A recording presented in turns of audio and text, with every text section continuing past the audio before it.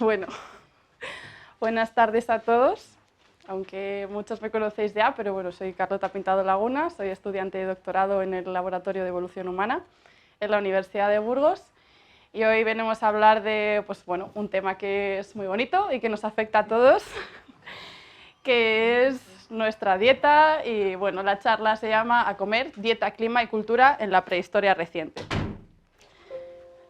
Por favor. Problemas técnicos. Botón contrario.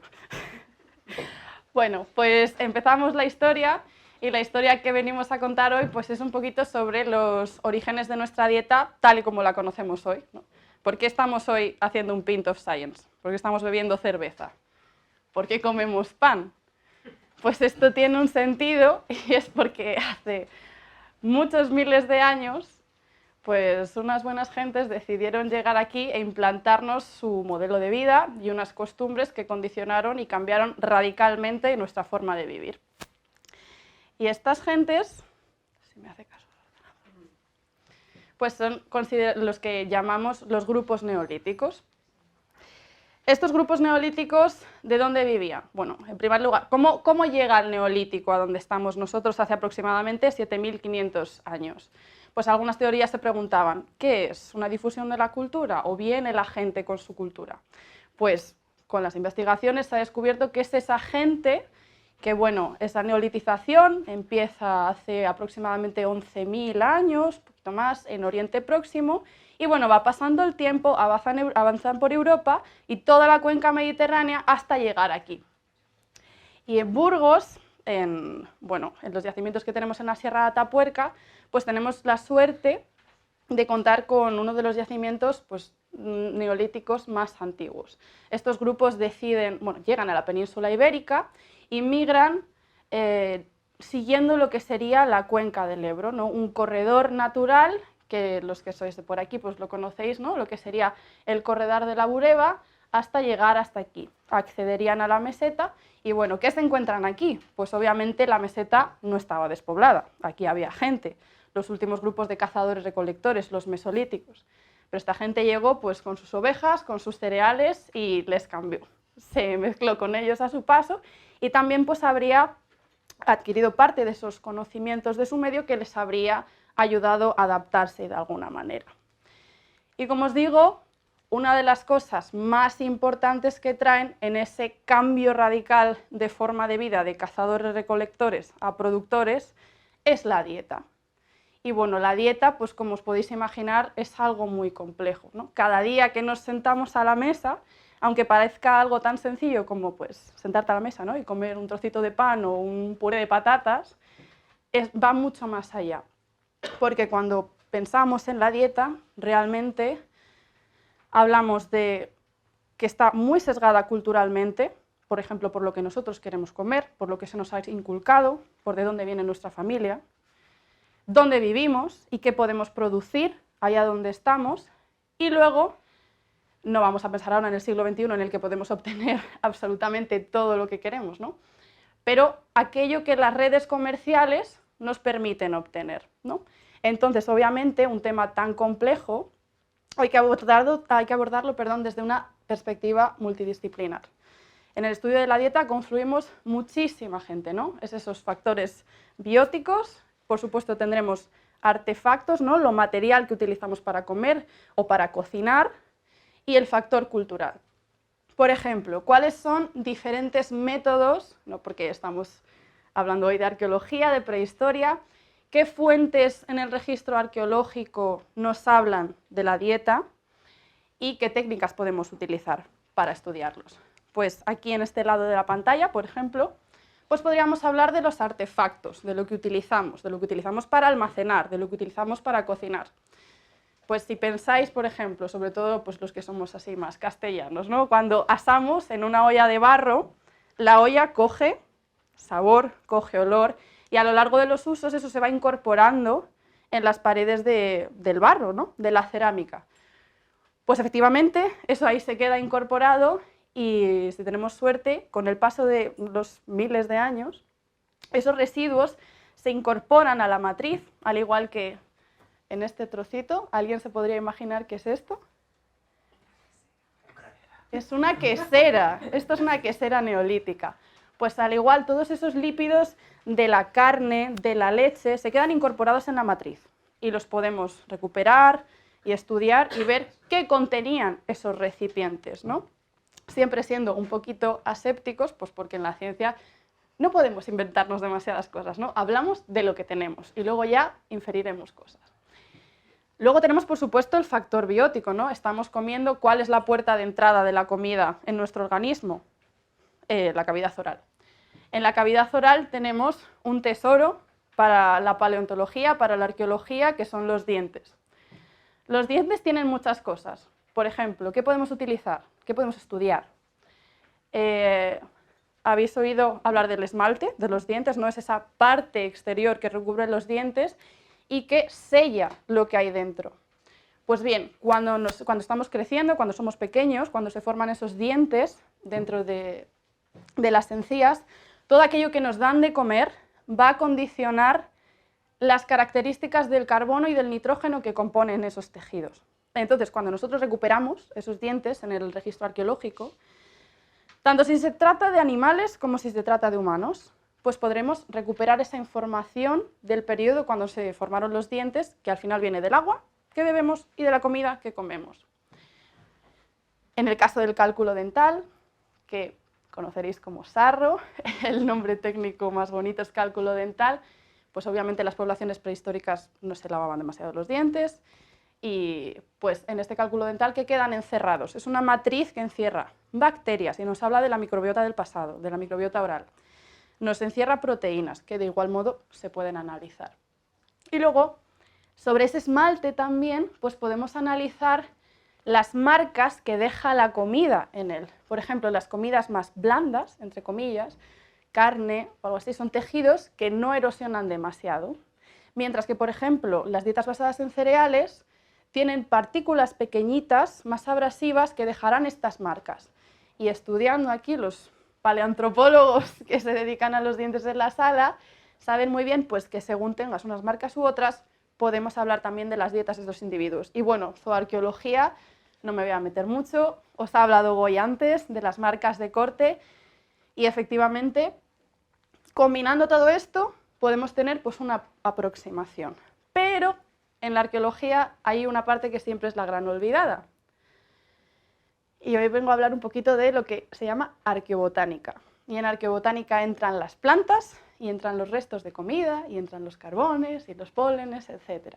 Entonces, pues aparte de excavar todo este sedimento, lo que hacemos es, pues vamos al río, con todos estos kilos de sedimento, y los flotamos.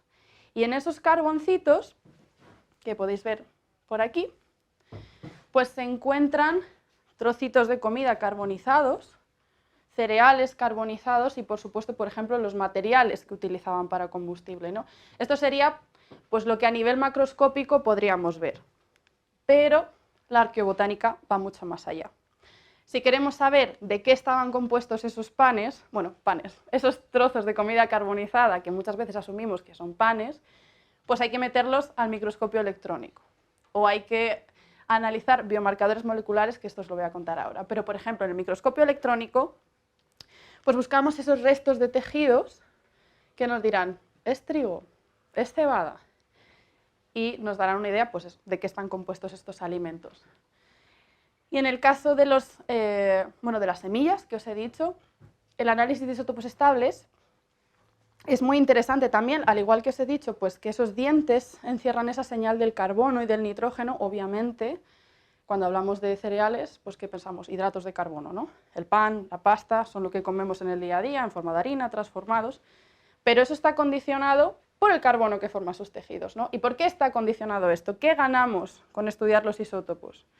Pues tanto en la prehistoria como ahora, los cereales se cultivaban bajo lo que fuera el régimen de lluvias. Entonces nos hablarán de cómo era el clima, de qué tierras se eligieron. Se eligieron unas tierras más húmedas, unas tierras más secas. Si, por ejemplo, decidieron entre trigo y cebada y darle un trato preferencial al trigo porque a esa cultura le gustara más consumir trigo, o si le interesaba más producir trigo por algún factor diferente, ¿no? Y ahora en los últimos años, pues hablamos de los biomarcadores moleculares. ¿Por qué? Pues bueno, no como algo sustitutivo, ¿no? No siempre las ciencias y lo últimamente tecnológico viene a sustituir al antiguo, sino como un elemento más que nos ayuda cuando no hay el resto macroscópico. Más allá de lo visible, queda lo molecular. Y por ejemplo, os voy a... Perdón, me he equivocado el botón. Hablar de unas moléculas que tienen un nombre rarísimo y feísimo, que se llaman alquilresorcinoles, pero eso no nos importa, ¿no? Cuando pensamos en un cereal, y bueno, o en la harina que nosotros utilizamos en casa, vemos una harina muy blanca, y es que los cereales que comemos hoy en día se les pule, ¿no? Y se les quita esa cutícula externa, que es donde realmente estarían contenidos estas moléculas, ¿no? Que son lipídicas. Pero en la prehistoria no, obviamente no pulían el cereal. Entonces, pues os imagináis, esa cosecha del cereal... Sí, se puede pasar. Esos cereales los cogen, los muelen, los cocinan, pues en todos esos pequeños poros, ¿no? De los utensilios que utilizaran para procesarlos, ahí se buscan los restos de cereales, incluso las cerámicas, como os he dicho antes, aparte de esas grasas, pues también quedan. Y son específicos de qué cereal utilizaron.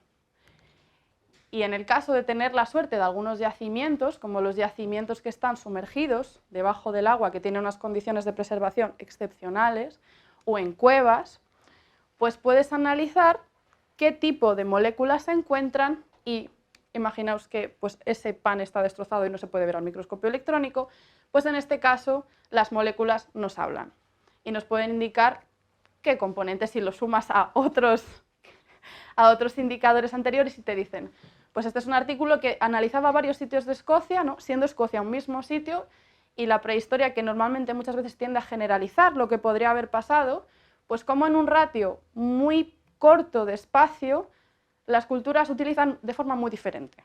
O sea, en unos sitios se dedican a cocer en una olla, hacen cocidos, ¿no? De carne y cereales.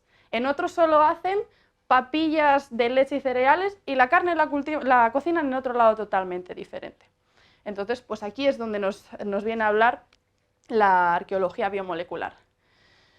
Vale, y ahora, con absolutamente todo esto, ¿no? Todo el mundo, tenemos 800 especialistas contándonos 1000 cosas diferentes, 1000 interpretaciones diferentes, pues es la hora de sentarnos, ¿no? Y, pues bueno, por ejemplo, con los dientes contamos historias individuales. Cuando estudiamos granos, graneros, recopilamos también parte de la historia colectiva y al final intentamos montar un puzzle para ver qué es lo que podría haber pasado. Un momento. Sí. Los cereales. ¿Qué es lo que podría haber pasado? Los cereales. Y lo que queremos es, pues, bueno, al final nos imaginamos, y digo imaginamos porque ahora veréis por qué. Nos imaginamos una escena como esta. Esta es una recreación de lo que podría haber sido una escena cotidiana en el yacimiento de Portalón, de Cueva Mayor, aquí en la Sierra de Atapuerca, ¿no? Pues nos imaginamos a la gente alrededor del fuego. ¿Sabemos que comían en un puchero, en esas cerámicas, se cocinaban en esas cerámicas? Aquí tenéis la cerámica. ¿Sabíamos que vivían con los perros porque tienen la zooarqueología? Pues aquí están los perros, ¿no? Aquí tenemos a esta persona moliendo. Y nos imaginamos esto, por ejemplo, ¿qué sabemos en Portalón? Pues sabemos que gracias a ese microdesgaste sabemos que los adultos, ya más allá del Neolítico, un poquito más tarde, pues comían más carne, pero los niños tenían mucha más abrasión, es decir, a lo mejor los niños comían papillas y la carne se destinaba a los adultos. O, por ejemplo, sabemos efectivamente, que en esas cerámicas lo que se cocinaba eran productos lácteos. No sabemos todavía nada a nivel molecular de los cereales, hasta donde yo sé, ¿no? Pero bueno. Entonces, también nos podemos imaginar cómo podría ser una cocina neolítica, y realmente tampoco difiere a lo que podría ser, ¿no? Un día cualquiera en una barbacoa, cocinando en las ascuas, y es que lo bueno que tienen este tipo de contextos, que se llaman en arqueología contextos domésticos, es que son recogen la información de la vida diaria sin un sesgo, por decirlo de alguna manera, ¿no? O sea, recogen pues esos restos de cuando la persona estaba trillando, cuando estaba cocinando, y nos dan esa información. Por ejemplo, hay otro tipo de contextos, los contextos funerarios, los contextos rituales. A lo mejor, según la significación de cada cultura de esos restos, pues podemos tener un poquito de sesgo. Pero en el caso de lo que serían las áreas de cocina, como es el caso, por ejemplo, que tenemos en Portalón, pues podemos reconstruir este tipo de historias. Y ahora ha llegado la parte del menú que tenéis en la mano. Y seguimos hablando de, bueno, aquellos que tienen menú. El menú estará en la pantalla para todo el mundo. Y seguimos hablando de imaginar, ¿no? Pues con todo esto que nos dice el registro arqueológico, ¿cómo podemos imaginarnos un menú del Neolítico? Pues bueno, yo os propongo este menú, ¿no? Pote de trigo duro con setas y bellota dulce. Ahora lo desglosaremos, que tiene su gracia, no solo la broma. Una brocheta de cabra al romero, uro guisado con ajo y cebada, o fresitas silvestres con queso fresco, miel y acompañado de pan de trigo.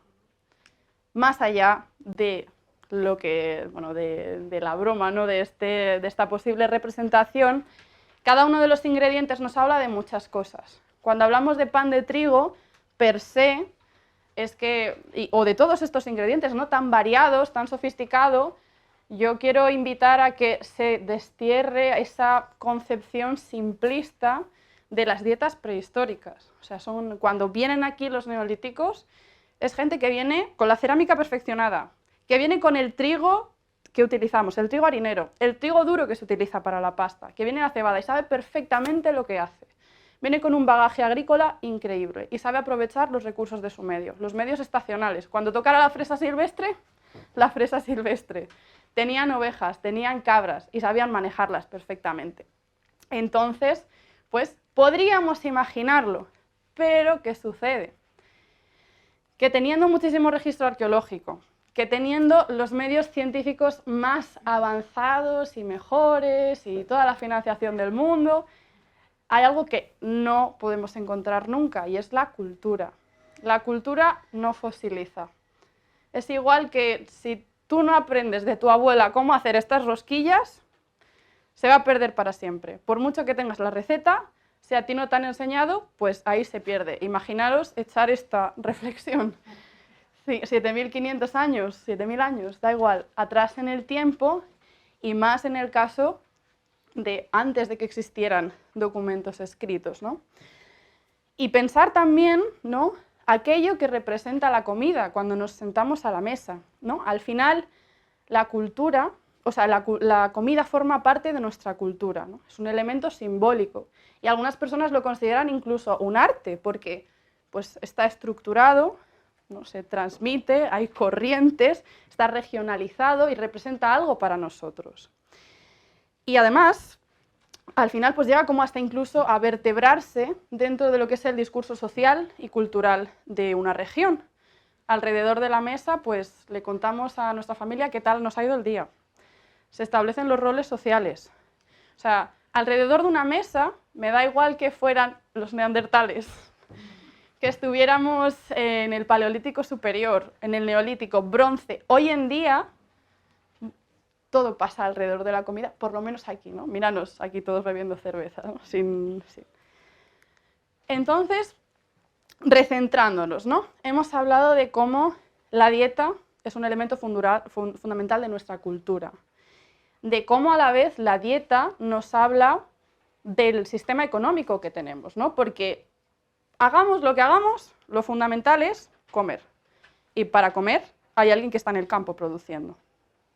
Entonces nos habla de cómo son esas producciones y por último, como os he dicho antes, comemos aquello que nos deja producir nuestro medio y además transformamos nuestro medio para producir.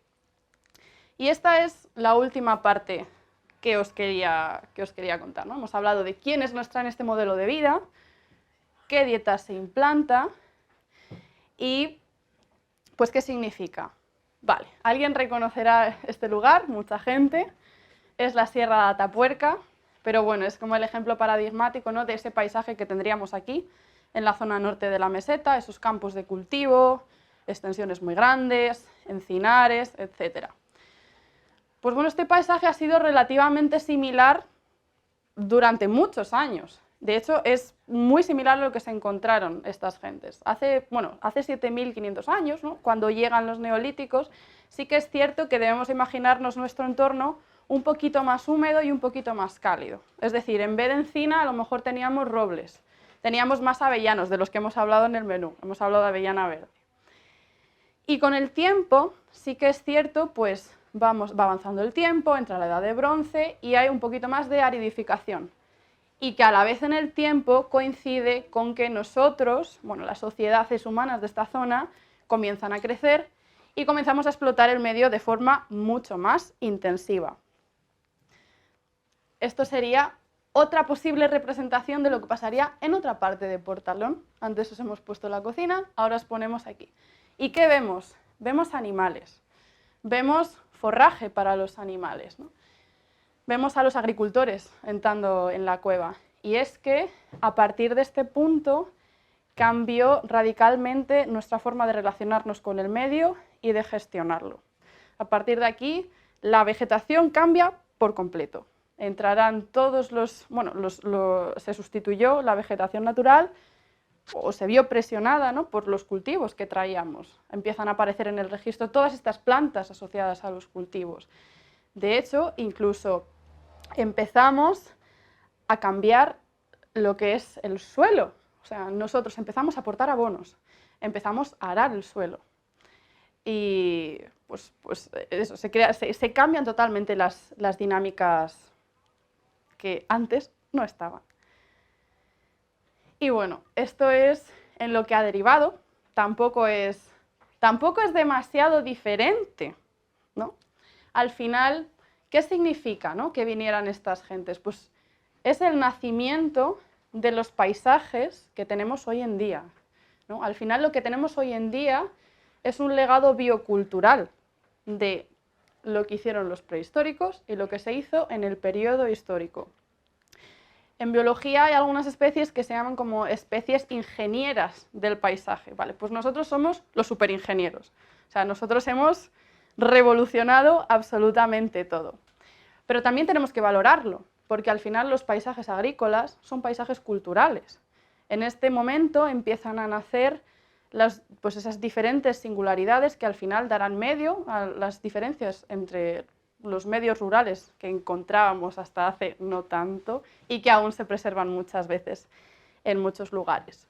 Y así también empieza otra forma de concebir el territorio, ¿no? Empieza, esta tierra es mía y aquí pongo mis animales. Es decir, esas propiedades, esa vertebración del territorio real en función de los recursos. Por supuesto, antes existirían. Los grupos cazadores-recolectores tendrían sus distribuciones, pero aquí empieza realmente, yo tengo una tierra mejor que tú. Y ahí empiezan esas dinámicas que, bueno, nos han llevado a lo que conocemos un poco hoy en día. Y como conclusión final, muchos conocéis estos productos, ¿no? Porque hemos hablado de que, pues eso, la dieta es cultura, el paisaje es cultura. Y hoy en día, aunque estemos globalizados y vayamos a cualquier sitio y podemos comer un tartar de salmón y aguacate, no sé qué, siempre pensamos en lo nuestro, ¿no? ¿Y qué puede ser, por ejemplo, lo nuestro aquí? Un pan candeal, un lechazo que va asociado a ese pastoreo, a ese pastoralismo, a la figura del pastor y al aprovechamiento de esos recursos cerealísticos, esas economías circulares que se llaman ahora, pero que realmente radicarían en ese aprovechamiento total desde tiempos muy antiguos, esos quesos de churra o nuestra cerveza. Y pensar que detrás de todo lo que comemos, desde el Neolítico, Edad del Bronce, Edad Media hasta ahora, todo lo que comemos tiene una repercusión detrás. Hay alguien que lo hace y con nuestra demanda se transforma y se gestiona el entorno en consecuencia. Entonces, un mensaje final de que seamos conscientes de lo que comemos, de dónde viene lo que comemos Y, por supuesto, cuidar nuestro patrimonio gastronómico, tanto el cercano como el etnográfico y el arqueológico, porque al final pues, es una parte de nuestra identidad cultural. Y nada más, muchas gracias.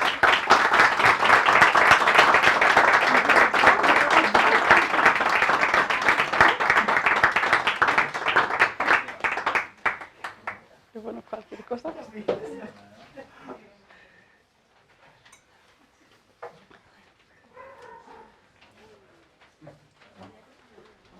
Dime, Martín. Empiezo yo con la pregunta. Empieza tú, Martín.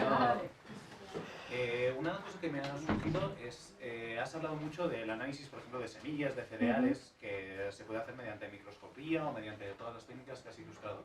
Otro tipo de cosas, porque el pan que yo sepa tiene poquitos ingredientes, la harina y también las levaduras. Ese tipo de cosas, por ejemplo, también se pueden seguir, como las levaduras son hongos, igual no fosilizan. ¿No? Es una cuestión complicada, porque de hecho los primeros panes no son panes levados, son panes relativamente sólidos. Incluso tampoco está muy claro el criterio de ver dónde está el pan levado y cuál es el pan plano en la prehistoria, porque pues bueno, se mide, por ejemplo, en el grado de tamaño de las burbujas, ¿no? Las levaduras normalmente no se ven, las que se suelen ver son por contaminación de los restos o algo así. Entonces es una cuestión, pues eso, mucho de debate. Puede que te encuentres un trozo carbonizado y estés mirándolo horas y no veas absolutamente nada, o sea, ni una traza de nada de corteza que te ayude a identificarlo, pero ya te digo, el tema de la fermentación, en el caso de estos trocitos carbonizados, que se llaman, pues eso, restos amorfos carbonizados, es complicado. Por ejemplo, sí que hay una cosa que se está utilizando para ver una posible fermentación y los inicios de hacer cerveza, y es que el primer paso para hacer cerveza se llama malteado de la cebada, que pues consiste en hacer como una especie de inducir al granito a que germine, y eso hace pues que las enzimas que están dentro, que son proteínas, pues hidrolicen o rompan, digamos, la estructura de dentro, y eso sí se puede ver a nivel macroscópico. Y ese tipo pues es más claro y sí que se está viendo en algunos granos arqueológicos. Pero ya te digo, lo que es en la propia masa del pan es complicado y hay mucho debate y nadie se pone de acuerdo.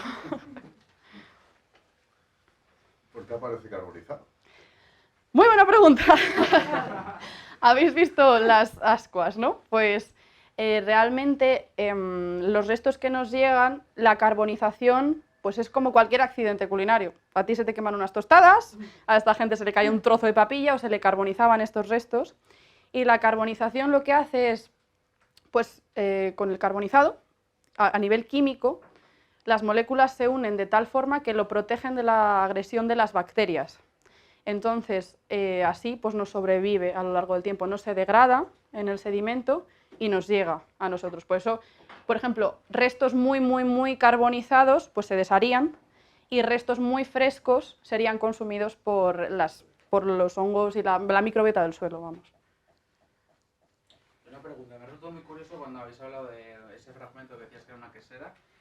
El queso, porque al final la cerveza y el vino, que pueden ser procesos de fermentación, pueden ser más casuales o más aleatorios, el que se sabe cuándo y cómo se puede hacer queso.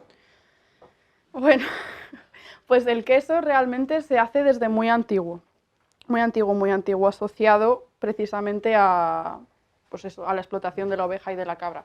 ¿Cuándo exactamente? No lo sé, cuándo empieza en Oriente Próximo, pero ya te digo, la gente que viene aquí viene sabiendo hacer queso. O sea, desde los niveles neolíticos más antiguos encuentras esos restos perforados de lo que serían, pues, lo que se utiliza para escurrir el suero y que te quede el queso, no me sale ahora, el cuajo, perdón, sí. Entonces, los que vinieron aquí ya sabían de cero hacerlo.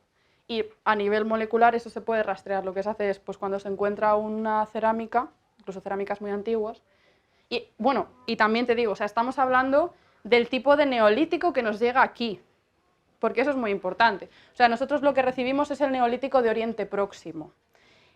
En Asia, en África, se dan a diferentes cronologías y otro tipo de productos fermentados, por ejemplo, en Asia sí que se dan mucho antes, pero van a otro ritmo y a otras cosas. Y siempre que se analiza una cerámica, lo que al final tú analizas para todo, y lo que ves, pues si te da eso, dices, el resto más antiguo. ¿En la cerámica qué moléculas encontráis? ¿Qué caseína o Ácidos grasos. ácidos grasos de leche que sabéis también? Ácidos grasos, y cuando hablábamos de los isótopos, tú cuando encuentras un ácido graso, según los isótopos que tenga de carbono, de carbono, puedes distinguir si es de grasa de tejido adiposo o grasa láctea, de origen lácteo. O sea, hablamos de quesos, pero en realidad lo que hablamos es de productos lácteos, porque obviamente si te encuentras la quesera pues vas a pensar en queso, pero a nivel molecular no hay esa especificidad que te daría, por ejemplo, una proteína o las diferentes proporciones que tuviera. Entonces estudian vosotros de Europa, más o menos, y luego los de Asia que estudian lo suyo, pero lo comparáis, las dietas serán parecidas o qué cambios había por ahí. Bueno, son diferentes, ¿no? Los anglosajones hablan de neoliticidades, ¿no? Pues pensamos en nuestra neoliticidad, es una palabra complicada, perdón. Pensamos en el trigo, la cebada. En Asia se da el arroz, en África se dan los mijos y en América pues se dará el maíz.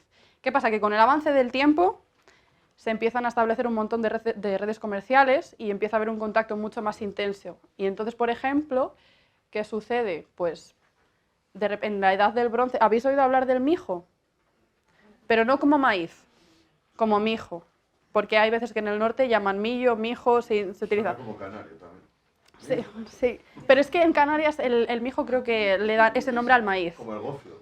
Claro, pero el gofio puede ser una mezcla de cereal. No, pero, o sea, las dinámicas son muy fluidas. Y, por ejemplo, en la edad del bronce, aquí se consumía mijo. O sea, es una planta que viene, se instaura, es un periodo, como os he dicho, mucho más árido y el mijo responde a esa necesidad de cultivar en aridez. Pero por cuestiones culturales, después de la edad de bronce, desaparece y pues vuelve a predominar el trigo y la cebada. Y ya te digo, es muy variado según donde estés y al final a medida pasa la prehistoria y vamos avanzando casi hasta el periodo romano, cualquier cosa. Se mezcla, ¿verdad? Sí, sí. Esas dinámicas culturales al final, como siempre, pues se ven reflejadas en lo que comemos. También, pues, gracias a vosotros, pues poder saber cuándo se desplazaban a mezclar ahí lo de las semillas. Los mismos. Efectivamente, la comida, pero tanto a nivel a lo que te encuentras como a nivel molecular, tanto en las razas de animales, como en las personas, como en los propios cultivos, podemos ver esas mezclas genéticas y lo que hacía al final la gente, y al final detrás de todo eso hay unas políticas económicas y sociales de qué está pasando, con quién nos relacionamos, qué queremos potenciar. Al hilo del queso, yo siempre he tenido ahí como la curiosidad de cuando nuestras mentes retorcidas empezamos a crear elementos procesados o alimentos procesados a partir de la sangre, ¿no? Como la morcilla o este tipo de cosas también. La morcilla de Burgos. Pues bueno, a ver, si pensamos en la morcilla de Burgos, realmente es un producto relativamente reciente, ¿no? Porque uno de los elementos fundamentales es el arroz, y el arroz vendrá mucho después. Pero sí que es cierto que los productos elaborados con sangre de animales se aprovechan según lo que quiera la cultura. Para algunas culturas la sangre es absolutamente repugnante, para otras es un manjar. Hay culturas de la prehistoria un poquito más avanzado, ¿no? Hacia el bronce, y culturas actuales, por ejemplo en Noruega, como te he comentado antes, que hacen una especie de crepes o tortitas con sangre y harina, y para ellos es la mayor delicia. Pero sin embargo, por ejemplo, si a ti no te interesa para nada la sangre y tú lo que quieres es tener ese animal para ahumarlo o hacer un embutido o lo que sea, a ti lo que te interesa es desangrarlo. Y si no vas a usar la sangre, la desperdicias, la utilizas como... Entonces eso es algo cultural. ¿Cuándo nacería? Pues no sabemos. A lo mejor hacían morcilla de oveja, no lo sé, con yo que sé qué, o con cereales, no se sabe. De momento eso no lo hemos encontrado. Yo que se lo comentaba porque al final que a alguien se le ocurra coger cuajo de un estómago de un animal y mezclarlo con leche, o sea, ¿qué tuvo que pasar para que a alguien se le ocurriese hacer eso? Pues yo creo que esa dinámica vendría a lo mejor de ver a los corderos o a los terneros, porque realmente lo que sucede, esa dinámica es para que el animal digiera esa leche, el proceso natural de gelificación ácida sucede en el abomaso. Me he puesto muy técnica. Sí. Bueno,